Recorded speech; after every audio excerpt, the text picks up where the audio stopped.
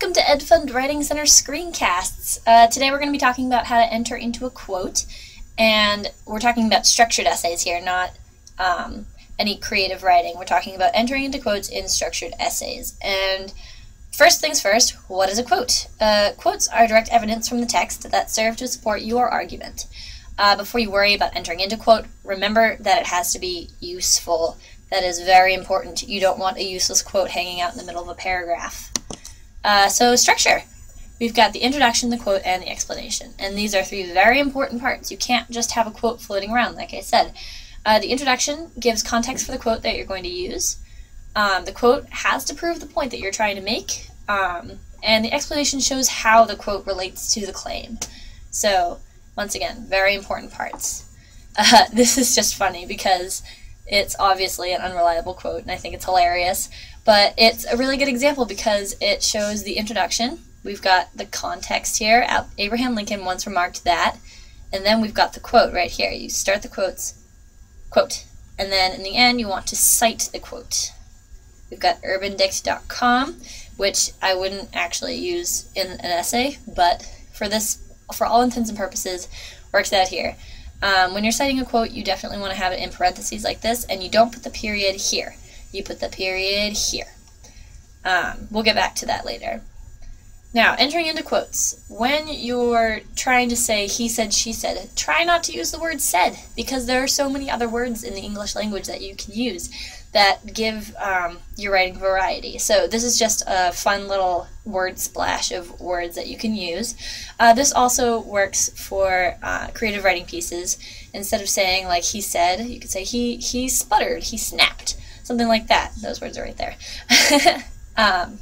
And honestly, you can go and find synonyms online if you need to, or in a thesaurus for words that you can use other than said. And that goes back to introducing a quote. It's really important to make sure that you're not just using the same formula every time.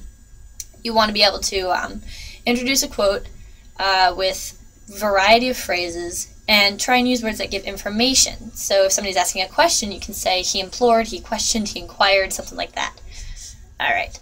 Punctuation. This is the fun part because it's really important to make sure that your quotes are in the right place and that you know where commas versus periods go. Something that's really important to look at here are the question marks. So we've got one question mark inside the quotation marks here, and over here, they're outside the quotation marks. So what is that? It's kind of a common sense thing. When you're talking and there's a person talking like this, and the question is part of what they're saying, you're going to have the question mark inside of the quotation marks. He was questioning. He said please. But when you're saying something like this, what do you think of the phrase carpe diem? Carpe diem is the phrase that you're quoting. So the question mark goes outside because it's not part of what you're quoting. So that's just a common sense thing. It's really important to understand.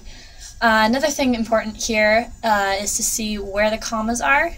If you're going to have an interjection like he panted right here, you want to have the comma before the quotation marks here, and then before them here.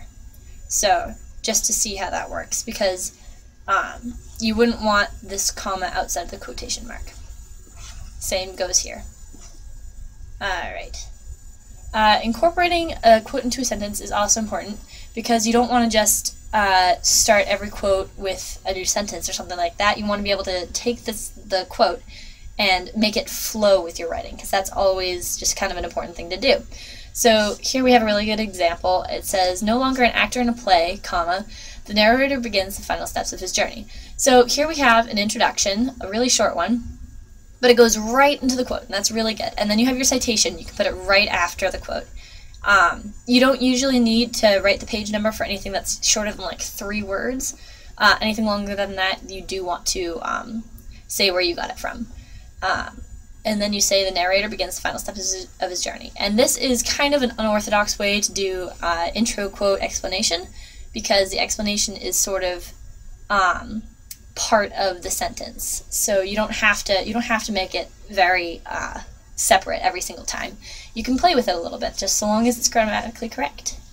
There's another one right here.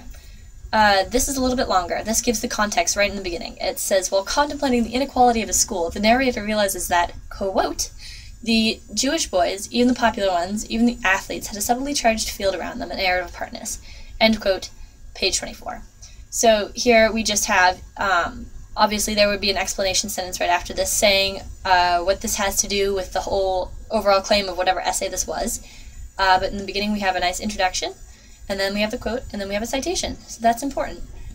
Alright, just be sure to explain a quote, because there always has to be a reason why you used it. And that is probably the most important thing that I can stress right now. Alright, and finally we are at the end. So in review, use words other than said if you can help it, and try and make the quote flow into a sentence instead of starting a new sentence. The actual quote, you always want to cite the page number. That is very important. Make sure you put the punctuation in the right places like we talked about. You can go back and just look at those. This is a really good website. I think there are about 6 rules for punctuation that are really easy to follow. So go look those up. Explanation. Don't leave a quote hanging. You need to explain why you used it. Don't say this quote shows, because that sounds very formal or just kind of messy in a way. So I would definitely avoid saying this quote shows. Kind of just a rule of thumb. Alright, I hope this helped. Have a good one.